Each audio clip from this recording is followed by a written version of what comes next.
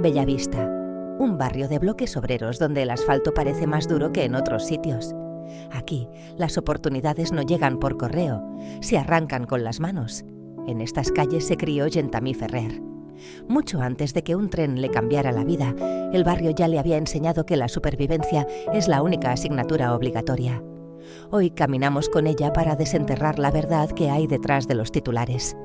La infancia de Gentamí no tuvo filtros. A los 7 años, mientras otros niños descubrían el mundo, ella descubría la muerte de una madre devorada por el cáncer. El luto en Bellavista se paga caro. Un padre hundido en el alcoholismo y una economía de guerra. Con solo 450 euros al mes de pensión, Gentamí tuvo que hacerse adulta antes de aprender a ser adolescente. La escasez no solo vacía la nevera, también forja un carácter de hierro. Estamos en Bellavista, aquí creciste y a los 7 años perdiste a tu madre. También viste a tu padre luchar contra el alcoholismo. ¿Cómo serías hoy en día si no hubieses tenido que pasar por todos esos procesos? Pues no lo sé y creo que no me gustaría saberlo, la verdad, porque creo que no cambiaría nada, absolutamente nada de lo que he vivido. Estos dos hechos que comentas, por ejemplo, son los más fuertes, ¿no? Para mí, pero los más fuertes que me han hecho también a mí más fuertes, valga la redundancia, ¿no? Entonces, no cambiaría nada de lo que he vivido absolutamente.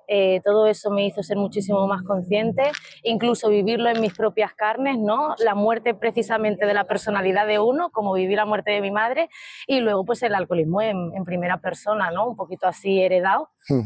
¿Crees que tendrías la misma fuerza para hacer todas las cosas que haces y ser la persona que eres si no hubieses tenido No, sin duda. ese suceso? No lo cambiaría por nada. O sea, yo no cambiaría absolutamente ni un solo minuto de mi vida, ni siquiera la ubicación, el sitio en el que he vivido, el contexto, no cambiaría nada. No cambiaría nada porque lejos de lo que otras personas piensan que es el privilegio, yo creo que el privilegio es ser consciente de dónde vienes, lo que eres y hacia dónde vas. Y creo que eso solamente se consigue estando en un sitio en el que no estás rodeado de ciertas comodidades. Claro, viendo cómo la gente tiene penurias y todo. Así. Sí, tiene una vida normal, ¿no? A ver, tampoco nos vamos a ir a mucha... Hay mucha gente, ¿no?, que confunde lo que es ser de calle con lo que es ser de barrio, por así decirlo. Hace poco me salía un chaval hablando de esto y me parece súper interesante dejar claro lo que no es lo mismo ser de calle que ser de barrio. Yo soy una callejera, pero gracias a Dios yo siempre he tenido mi casa. Y la gran mayoría de peña que yo conozco ha tenido su casa. La cosa es, ¿has aprendido a valorar lo que tenías? ¿Has aprendido a valorar que tenías ese techo? Porque yo muchas veces sí, he dormido en la calle, he dormido en pisos ocupa, he dormido en un montón de sitios, pero hasta que he tomado conciencia de que, oye, yo puedo tener otra vida, porque gracias a Dios tengo la oportunidad de tenerla. Hay otra peña que no. Luego yo, a día de hoy, que allí en Málaga, por ejemplo, donde vivo actualmente, hago pequeñas acciones de llevar comida a gente de la calle, eso sí que es ser de calle. Claro, eso no es como nosotros aquí. Y es donde nos podemos ver cualquiera de nosotros, pero tenemos el privilegio de no poder acabar ahí. Has contado que a los 15 años tu lenguaje era la rebeldía, que te peleabas en las calles por respeto o por un cigarro. ¿Era la violencia una forma de protegerte, de cuidarte, o tú misma te sentías protegida por la violencia o cómo? Mira, yo creo que sí, que precisamente era una forma de protegerme porque en el fondo yo era súper vulnerable. O sea, era una niña súper vulnerable que en aquel momento tenía una crisis existencial, no sabía quién era, una despersonalización, una falta al final, pues lo que hablamos, ¿no? Cuando te falta una madre, te falta el colchón donde duermes. O sea, tienes un somier, pero no duermes, pero duermes incómodo, no es lo mismo. Y te sientes súper perdido, luego el contexto familiar, o sea, todo eso hizo bastante mella en mí. Y sí, una manera de defenderte ante el mundo es presentarte como una persona pues dura y con la que no pueden, y al final pues si me tengo que pelear contigo por un cigarro porque ahora mismo estoy cabreada, el alcohol influye muchísimo también en todo eso. Yo a día de hoy lo veo como que era una forma de protegerme totalmente y de presentarme ante el mundo como alguien fuerte, cuando a día de hoy entiendo que no existe esa necesidad de presentarte tan fuerte. Crecer en una casa donde entran apenas 450 euros marca mucho. ¿Cómo afecta esa falta de recursos a la mentalidad de un adolescente que ve cómo el mundo avanza, pero su barrio se queda parado?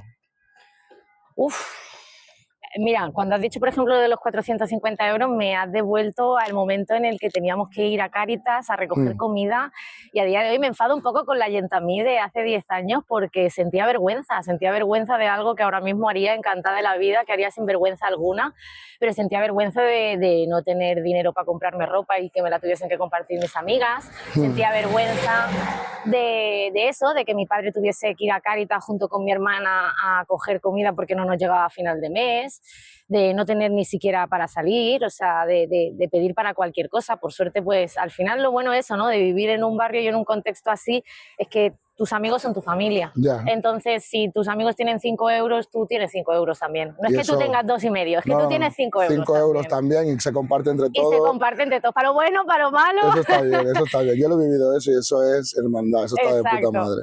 24 de mayo de 2015, estación de Sant Pol de Mar. Un resbalón fortuito, el estruendo de un convoy que arranca y un grito que se pierde en el viento. Yentamí, con 19 años, ve cómo su pie derecho se queda en la vía. Es el inicio de un calvario médico, pero sobre todo de un laberinto burocrático que demostraría la cara más fría de la administración pública. La sanidad pública emitió un veredicto demoledor. No es competencia nuestra. Al ser un accidente ferroviario, la Seguridad Social se lavó las manos, exigiendo que fuera la aseguradora de Renfe quien pagara la prótesis. Pero los tiempos de la justicia y de las aseguradoras no son los de una joven que necesita volver a ponerse en pie. 24 de mayo de 2015, tenías 19 años, toda una vida por delante. ¿Qué cambio supuso ese accidente que pasó de un segundo para el otro? Madre mía, yo creo que dicen que en la vida morimos varias veces y yo creo que precisamente eso fue lo que yo experimenté. Una muerte en vida, por así decirlo, pero no con la connotación negativa que a lo mejor muchos pueden pensar al escucharlo, al contrario, sino murió una personalidad mía y surgió lo que realmente yo era. O sea, de esas cenizas que se hicieron, porque al final te atropella un tren y no puedes decir, no, ya está, yo ahora que la gente me ve como si nada, no puedo decir, no me supuso nada. Claro que me supuso un cambio psicológico, un cambio en mi cuerpo, un impacto en lo que yo podía hacer. Yo me vi durante 10 meses sin poder caminar, entonces al final llega un momento que es una niña con 19 años, claro. A la que, bueno, con 18 en aquel momento todavía, a la que el cuerpo, el físico, el salir de fiesta, todo tiene demasiada importancia, claro. todo tiene un valor muy material, sí. Lo importante es lo tangible. Y vaya, yo en aquel momento me cambió muchísimo la vida, pero siempre lo diré, para bien. Volvería a pedir que me atropellasen. Porque cuando pasó, tú te desmayaste, te caíste en coma o lo que sea. ¿Qué fue lo primero que pensaste al despertar en el hospital y ver que ya tu cuerpo no era el mismo? Es que encima esto es curioso porque yo me desperté en el hospital, pero yo no era consciente. O sea, yo era consciente de que había tenido un accidente, pero vagamente. Entonces yo me enteré de que me habían amputado el pie cuando entró a la sala del hospital mi padre con mi sobrina, que es como mi hermana, y yo a mi padre lo he visto llorar 2 veces en la vida. Pues una de esas 2 era ese día, y lloraba y lloraba y lloraba, y mi sobrina igual, como si se le fuese la vida, y yo era como, estoy viva, estoy aquí, ¿cuál es el problema, no? Y mi comentario hacia ellos fue, bueno, ya está, tranquilizados, que podría haber sido peor, que podría haber perdido el pie. Y claro, yo ya vi mi familia desmoronarse, mi sobrina casi desmayarse, y entonces me levanté la manta y ahí fue bueno, pues a gritar, claro, te puedes imaginar, una chavala violenta con el carácter que yo tenía en aquel momento, pues siempre he tenido mucho carácter. Fue un choque de realidad muy heavy. De hecho, mi primera frase fue, ya no me voy a casar nunca. Para que veas tú lo que era importante en aquel momento y cómo la mentalidad se cree que eso te va a afectar en la percepción que otros van a tener hacia ti. O sea, era importante en aquel momento que me quisieran. No pensé en que lo importante era quererme yo, realmente. Que era lo más importante realmente. Que realmente lo que he aprendido durante todo este transcurso de tiempo de 10 años aproximadamente que llevo siendo amputada. La burocracia la condenó a la silla de ruedas por un presupuesto de casi 4.000 euros que su familia no podía ni soñar. Cuando el Estado te falla, solo queda la gente. Yentamí lanzó un SOS en redes sociales que se hizo viral. Lo que las instituciones negaron, lo concedió la Solidaridad Anónima. Donaciones de 5, 10, 100 euros. Gente de todo el Vallés que no conocía a Yentamí, pero que no podía soportar su injusticia. En tiempo récord, el barrio y su gente lograron lo que el BOE tenía bloqueado. Pasaste 10 meses sin caminar, como me has dicho. La Seguridad Social decía que no era su problema, sino de Renfe. En esos momentos de oscuridad decidiste pedir ayuda en Facebook. ¿Tú sentiste realmente el apoyo de la gente o en el fondo veías que la gente lo hacía por postureo? No, sin duda, yo sí empecé a caminar y a día de hoy camino porque puedo trabajar y pagarme mis prótesis, es gracias a la gente, no es gracias desde luego al sistema, para nada, absolutamente para nada. O sea, mira, te puedo decir que de hecho yo salí del hospital y tuvimos que robar una silla del hospital de Granollers porque ni te la facilitaban por tema de burocracia tan fácilmente, tienes que solicitarla aquí y allí, robamos una de urgencias y con esa silla fui yo aquí deambulando durante 10 meses. Luego cuando conseguí mi primera prótesis gracias a la recaudación de gente que no me conocía, conseguí pues que eran 5.000 euros, si no recuerdo mal, que claro, es que en aquel momento era el Facebook lo que había, no eran tantas redes como ahora. Si hubiese habido el TikTok, pues en 2 días hubiese conseguido el dinero. Sí, seguro. En aquel momento tardé unos meses más, pero gracias a Dios de toda esa gente que se hizo eco de mi caso, que se involucró, que decidió confiar, porque esto es súper importante, me parece a mí. Y sobre todo hoy en día que al final hay mucha gente contando su historia, pero tú nunca sabes si es real o no. Hoy en día ya con la inteligencia artificial, pues ya no te quiero ni contar. Pero yo camino gracias a toda esa gente que confió en lo que me pasaba, que confió en mí misma y que me permitió pues comprarme mi primera prótesis con la que luego pude empezar a caminar, empezar a trabajar y financiarme el resto. El sistema no me ayudó para nada. De hecho, ahora, después de 10 años, a los 6 años salió la resolución y ahora va a ser la primera prótesis que yo voy a tener supuestamente financiada 100% por la Seguridad Social. Madre mía. 10 años o sea después, que o sea, viva flipa. España. Hablando de eso, y esta pregunta no la tengo aquí, esta me la acabo de sacar de la manga. Cuando hiciste lo del crowdfunding en Facebook, Sí. hubo una persona que intentó suplantarte la identidad, ¿no? Sí, sí, es verdad. Háblame un poco de ese tema, ¿eso cómo Bueno, pasó? eso de repente me acuerdo que me escribió una chavala que yo conocía y me dijo, oye, mira, que se están haciendo pasar por ti, me parece, y demás. Yo llamé a la policía, obviamente, para comentar, oye, que se están... Bueno, de hecho, creo recordar, sí, que hice una denuncia, pero me dijeron que no podíamos avanzar con la denuncia porque, bueno, es que aquí como todo, ¿no? Siempre hay pequeñas trampitas, que es el hecho de que si solamente podían denunciar los estafados. O sea, en caso yo en aquel momento sí que hice eco en mi página web de, oye, esta página no soy yo, si a alguien le han llegado a pedir dinero y ha hecho la transferencia, por favor, que lo haga porque teníamos el número de cuenta y todo para denunciar. Pero la denuncia únicamente es tramitable, por así decirlo, en el caso de que tú hayas donado el dinero. Solo la persona yo no podía. Solo la persona que ha donado, o sea, tú sigues afectada igual, ¿no? Sí, por suplantación de identidad, pero bueno, es que hay denuncias que no procesan, que realmente vas ¿para qué? Para que te vean la cara a los mozos, la entidad policial y ya está, y que no van a hacer absolutamente nada. A menudo pensamos que la discapacidad termina en una rampa de acceso, pero el verdadero muro es invisible. Es la mirada de lástima en el supermercado, el rechazo velado en una entrevista de trabajo o el silencio incómodo en una cita romántica. Yentami ha pasado 10 años navegando en un mundo diseñado para cuerpos perfectos, demostrando que la verdadera barrera no está en su pierna de metal, sino en la mente de quienes la miran. Yentami, mucha gente ve la prótesis y ya está. Pero, ¿qué problemas reales tienes? ¿Barreras, relaciones con la gente, que la gente te vea como con pena? Bueno, claro, sí, eso ha sido un poco, sobre todo, el principal. Yo, personalmente, yo no he tenido problemas, la verdad. Me costó los primeros años adaptarme a la prótesis, a mi cuerpo le costó adaptarse, al final mi cuerpo no dejaba de llevar 18 años teniendo un pie, se tiene que acostumbrar, cuanto más jovencito te pasa, mejor, realmente. Verdad, sí. La gente me decía, ay, qué jovencita, y justamente te ha pasado esto. Yo me encontré, recuerdo, una mujer de 50 años que se fue a poner su primera prótesis y la mujer no paraba de llorar cada vez que caminaba y me decía, ¿cómo puedes caminar tan bien tú, niña? Y yo le decía, pues mira, porque lo que otros me dicen que soy pobrecita, para mí es una suerte haber tenido una amputación con 18 años. Bueno, claro que no te puedo mentir, jolín, claro que tuve que adaptarme. Yo recuerdo el primer día que me vi aquí en el portal de mi barrio, en el espejo completo, el choque de verte, porque no es lo mismo verte que verte reflejado y ver que te falta ese miembro y decir, ahora me toca acostumbrar a que esta soy yo. Esta soy yo ahora de nuevo y bueno, y la gente te va a preguntar constantemente. Gracias a Dios tengo una personalidad en la que bueno, es que ha formado parte de mi historia, forma parte de mi historia y como te digo, es que volvería a repetirlo. O sea, es algo que a la gente le choca mucho saberlo, pero es que lo digo con la muerte de mi madre, lo digo con la amputación, volvería a repetir todas las cosas que me han pasado porque es que creo que si no, no sería yo la que te está contando aquí esto y a la que podrías estar entrevistando ahora mismo. Ya, sería más diferente. Exacto. Y a la hora de, por ejemplo, una relación sentimental, ¿La gente lo ha visto como una barrera? ¿Has tenido más problemas en eso o no ha habido ningún impedimento? Nunca he tenido un no. Si es la pregunta, nunca he tenido un no. Al contrario, te das cuenta también con el tema de la amputación que hay mucha gente con mucho fetiche. Sí. No quería decirlo, pero voy a decirlo.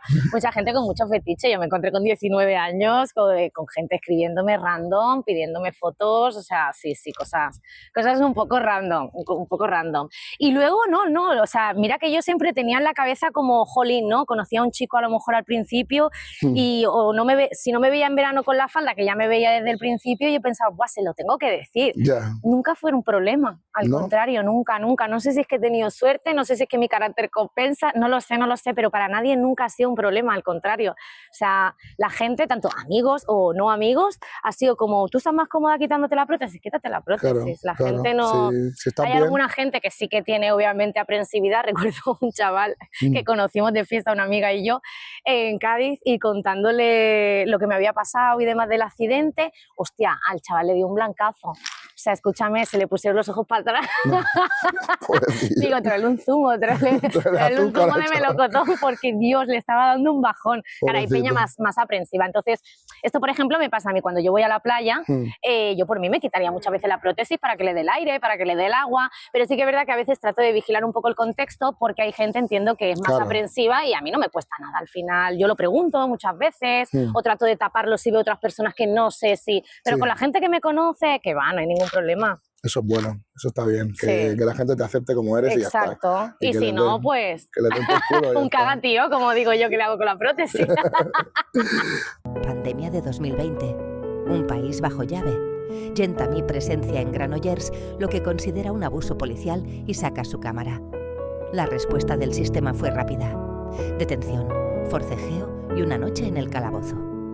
El mismo sistema que no estuvo para ayudarla a caminar, la sentó en el banquillo pidiéndole cárcel y multas astronómicas.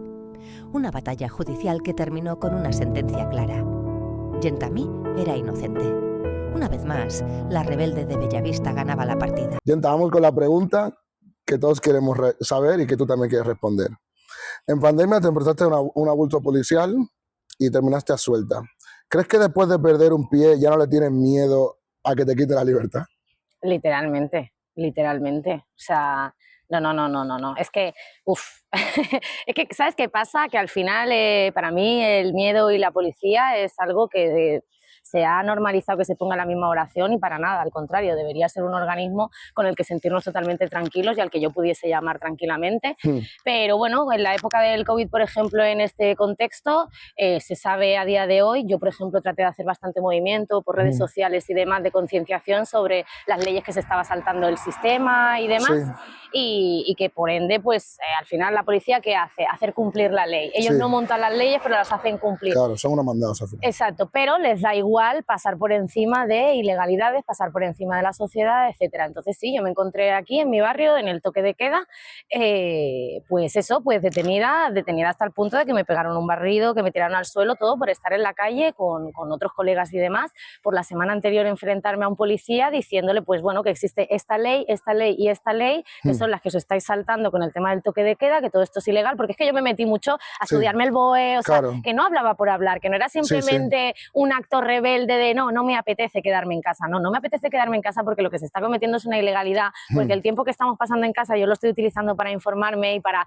adquirir esa soberanía que creo que deberíamos tener todos los ciudadanos. Exacto. De, jolín, hoy en día tenemos la información a mano. Sí, lo tenemos todo a mano. Igual que nos pasamos una horita en TikToks o en Reels deslizando. Te puedes informar y ver algún documental. Exacto, podemos nutrirnos un poquito porque la corteza de aquí se está quedando un poco petrificada. Sí. Entonces creo que es importante porque al final esa actuación policial que hubo hacia mí en el momento en que me detuvieron, en el momento en que me redujeron de esa manera tan agresiva, en la que pasé toda la noche en calabozo y no me pasaron a disposición de Mossos porque sabían que Mossos me iba a soltar fácilmente. Rápidamente, ellos te hubiesen soltado. Luego pedirme 4 meses y 4.000 euros, acabar saliendo absuelta porque gracias a Dios grabé, que eso me parece súper importante decirlo y detallarlo, o sea, siempre que haya una actuación policial que se grabe, aunque te digan que no se puede grabar, aunque te digan que es ilegal, mientras tú estás participando participando en una conversación con otra persona, tú siempre puedes grabar esa actuación y sobre todo si es para proteger tu dignidad o para poder presentarlo en un juicio. No es grabar algo para subirlo en TikTok o subirlo en Instagram, es grabarlo para en el día de un juicio. A mí eso me salvó de pagar 4.000 euros, claro, y de acabar condenada. En ese momento. Pasaste por el calabozo, ¿no? Me dijiste. Pasé por el calabozo que me ataron de... ¿Qué se siente ahí? Bueno, pues es que a mí me ataron de pies y de manos. Flipa. Me pusieron bridas. Flipa. Me pusieron bridas que yo pensando, bueno, en los pies saltaronla porque que me la quito. Con lo pequeñita que eres, ¿sabes? Sí, pero claro, porque yo pillé un rebote, o sea, a mí me entró un ataque de ansiedad, o sea, no voy a ir de la más chula de España, ¿me entiendes? Me entró un ataque de ansiedad porque era la primera vez que yo me veía detenida por una injusticia que yo sabía que estaba siendo una injusticia, pero, repito, no porque a mí me dé la gana, no, porque está siendo una injusticia que a día de hoy se sabe y la sociedad absolutamente no ha dicho nada, porque vivimos en una España que tiene la memoria de Dory, ¿me entiendes? Que les da absolutamente igual que se hayan vulnerado nuestros derechos, porque como ahora lo están haciendo de otra manera, pues ya está. Pero pues ya está, mientras tengamos para la cervecita el fin de semana y para tener internet todo el mes en el teléfono... Pues es lo que hay. La Yentamí que hoy camina por estas calles es una mujer nueva, del ateísmo que nace de la rabia, al Islam que nace de la paz. Ha pasado de ser una víctima del destino a ser la dueña de su propia narrativa. Su prótesis ya no es una cicatriz, es su armadura. Te mudas a Málaga y empiezas de cero y te conviertes al Islam. ¿Qué te hizo hacer ese cambio de una religión a la otra? Bueno, partiendo de la base de que yo no tenía ninguna religión, yo cuando mi madre muere cuando yo tenía 7 añitos, a mí me pilla haciendo catequesis ahí en Canovelles, en Fátima, y yo en ese momento, lo poco que creía en Dios, me enfado mucho con él. Me enfado mucho con él, recuerdo verbalizarlo, enfadarme mucho con él y decir que si existe que lo odiaba, ¿no? Y entonces pues parto de no tener ninguna religión, al contrario, yo argumentaba bastante segura de mí misma que Dios no existía. Hasta que, bueno, pues te encuentras en un momento de tu vida, precisamente no fue ni siquiera en Málaga, fue muchísimo antes, ya fue aquí mismo en el barrio, ¿no? En un momento de mi vida muy oscuro, en el que yo estaba fatal, y es precisamente eso que decía yo, no, es que la gente acaba creyendo en Dios cuando simplemente por agarrarse a algo, es que no es que te agarres a algo, es que ese algo te agarra a ti, algo te agarra a ti en ese momento en el que tú dices, yo ya no quiero estar aquí, yo ya no sé para qué estoy aquí, yo ya no puedo más, y en ese momento hay algo que, ¿cómo te digo? Que te posee, que no es algo tanto religioso, ¿no? Para mí la religión al final se ha vuelto más una forma de ordenar mi vida, que no tanto un dogma que seguirlo como si fuese un puñado de normas y ya está, ¿sabes? Es que para mí es una forma de ordenar mi vida, ordenar mi mente y ya está, jolín, si acepto las normas que hay en sociedad, porque no voy a aceptar las normas que me impone ese Dios en el que yo creo y que al final me voy a saltar unas, porque al final perfecta no soy, nunca voy a ser perfecta. Si tú crees en Dios, perfecto únicamente es Dios, entonces a mí me salvo creer antes que la religión, o sea, creer, porque es lo que te digo, cuando Dios te toca y punto, y no es un señor en un trono que te dice que tú eres bueno, tú eres malo, tú vas al cielo y tú vas al infierno, es algo que tú sientes y que te mueve, y a mí me resurgió de mis cenizas. Yo estaba en una habitación, en mi habitación aquí en el barrio, de resaca constantemente, saliendo de fiesta, y fue creer en Dios y mi vida cambió, y no porque me vuelva puritana, ¿qué va? Porque al final pecados seguimos cometiendo, pero sí que es verdad que me cambió muchísimo la vida porque me hizo ver que hay cosas muchísimo más importantes que estar destrozándose constantemente. Sí, que estás saliendo y perdiendo el tiempo. Que todos hemos venido para algo a este mundo, que todos tenemos los rasgos de tu personalidad son por algo, no son simplemente porque, pues mira, porque el Michael es más gracioso, porque es más tal, no, es por algo, o sea, todo eso tiene un propósito de ser, pero mientras estás anestesiado haciendo el parguela, pues no te das cuenta. Y eso no solamente, te repito, eso no solamente pasa en un barrio, eso al contrario, en casas de pijos pasa más, anestesian más aún. Sí, ese es el problema. Has tenido puesto de responsabilidad, has sido coordinadora en una universidad privada y lo dejas todo. ¿Lo dejas porque sientes que el sistema laboral está ahogando mucho al trabajador o por simple espiritualidad? Lo dejo todo para volver al barrio, lo dejo todo para volver a mí misma. Porque al final yo he aprendido con el tiempo que esta sociedad lo único que ha creado un poco es un sistema laboral para esclavos. Esta es la nueva esclavitud del siglo XXI, en la que no llevas cadenas, pero en la que estás 8 o 12 horas trabajando en un contexto en el que ni siquiera muchas veces te valoran. Yo en mi caso, por ejemplo, no tengo niños, pero es que el que tiene niños al final pasa más tiempo con sus compañeros de trabajo que con sus niños. Entonces, bueno, yo me di cuenta de que para mí el dinero no lo es todo, que para mí el reconocimiento en el ámbito laboral tampoco tampoco lo es todo y que lo más importante es estar haciendo algo que realmente te guste y aparte sobre todo que te valoren y que te traten con un mínimo de dignidad. O sea, creo que el tema de la dignidad es súper importante. Hemos acabado aceptando en puestos de trabajo que se vulneren nuestros derechos, ya no únicamente nuestros derechos laborales, nuestros derechos personales como personas, esos derechos que tenemos intrínsecos por el mero hecho de ser y de existir, de ser humanos. Yo, gracias a Dios, no me he visto en ese contexto, pero sí que es verdad que yo trabajé en el mundo corporativo y como te decía, para mí el dinero, los logros no lo son todo. Si pudieras borrar ese 24 de mayo de 2015 de tu historia, el accidente de tu pie y todo lo que vino después, ¿lo borrarías? No lo borraría, al contrario, lo volvería a repetir. O sea, yo si volviese a nacer en esta vida, volvería a vivir absolutamente todo lo que he vivido. O sea, a veces, es lo que te decía, ¿no? A veces se considera una persona pobrecita, pero pobrecito a veces es quien ha pasado menos, pero no ha sabido qué hacer con todo eso. Yo, gracias a Dios, he tenido la oportunidad, ¿no? O el don, o no sé cómo llamarlo, creo que lo tiene muchísima gente realmente, el de saber que todo lo que te ocurre tiene un porqué, tiene un propósito y no es el final de la vida, no es el final de la vida que te amputan una pierna, no es el final de la vida, jolín, yo es que luego con el tiempo he ido conociendo gente que va en silla de ruedas, que tiene enfermedades terminales. Sí, sí. Parto del ejemplo de resiliencia de mi madre, una mujer que se pasó 11 años batallando contra el cáncer y que acudía a su tienda a trabajar todos los días y que te la encontrabas todos los días con una sonrisa. Entonces acababa la radioterapia y se iba a su puesto de trabajo a sonreírle a todo el mundo y a estar allí como si nada. Vivió sus últimos años de vida para mí siendo un ejemplo ya no solamente de la belleza por fuera, sino de la belleza por dentro, de oye, que aunque la vida te está desahuciando de aquí, lo más importante para ti sigue siendo tu sonrisa y mostrársela también al mundo. Entonces, para mí volvería a repetirlo absolutamente todo. No le tengo miedo a la muerte, no le tengo miedo a lo que me pueda pasar en cuanto a físico se refiere. O sea, ¿qué va? Creo que todo, absolutamente todo lo que nos pasa en la vida es por algo. Hay cosas que son bastante dolorosas, pero todas tienen un porqué. Yo soy de las personas que piensa que incluso una persona que está aquí un minuto de vida, ¿no? Cuando hablamos de que injusto cuando un niño chiquitito, ¿no? Se va del mundo y demás, todo tiene absolutamente un porqué, todo absolutamente. Y a un chaval, a una chavala que le está pasando, que le ha pasado lo mismo que te pasó a ti con 19 años, ¿qué le dirías? Pues respecto al tema de la amputación, ¿te refieres? Jolín, si fuese con el tema de la amputación, pues que es súper importante estar bien rodeado en ese momento, que es súper importante no maltratarte, quererte muchísimo, quererte más allá de lo que eres físicamente, porque ¿sabes qué pasa? Que el físico es algo que cuando tengo 20 años es de una manera y cuando tengo 30 es de otra y cuando tengo 40 será de otra. Al final, para mí el cuerpo es un vehículo que Dios me ha dado, el universo, la energía, como cada uno quiera llamarlo, ¿no?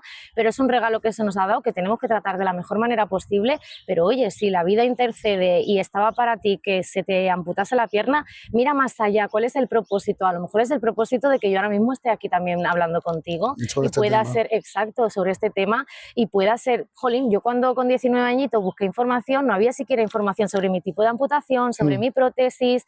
Yo hoy hago esta entrevista contigo porque me encantaría que el día de mañana, si alguien tiene una amputación, pues se pueda inspirar, pero no inspirar porque nosotros seamos algo más, sino porque al final esto es algo que nos puede pasar a cualquiera, sí, claro, sí. Y que nos puede pasar a cualquiera, que esto te piensas, no te va a pasar nunca, no te va a pasar nunca, te pasa, claro. Te pasa, lo importante es lo que haces luego con eso, no te caigas en picado. Yo después de eso, es lo que te decía, pues repetí patrones de alcoholismo, al final me estanqué un poco en mi vida, pero incluso ese momento tuvo un porqué, tuvo un por y un para qué. Ya. O sea, que eso fue por algo y todo lo que te ha pasado en la vida es por algo y como reflexión sacamos de que todo lo que te ha pasado te ha hecho una mujer fuerte y una mujer muy capaz y una mujer muy vital. Consciente, es que son muchísimas cosas, no solamente la fortaleza, porque a veces nos obsesionamos mucho con tenemos que ser fuertes, tenemos que ser fuertes. Como yo te decía, de pequeña yo me hacía tanto la fuerte por esconder mi vulnerabilidad, cuando realmente estaba bien vivir con esa polaridad. Oye, soy una chica muy fuerte, pero también soy una mujer muy vulnerable. Claro. Y no pasa absolutamente nada. Lo que tengo que hacer es rodearme de personas que realmente cuiden esa parte fuerte, pero también cuiden esa parte vulnerable. Claro. Vivimos en un mundo en el que al final todos vamos todo el rato, parece como con una coraza,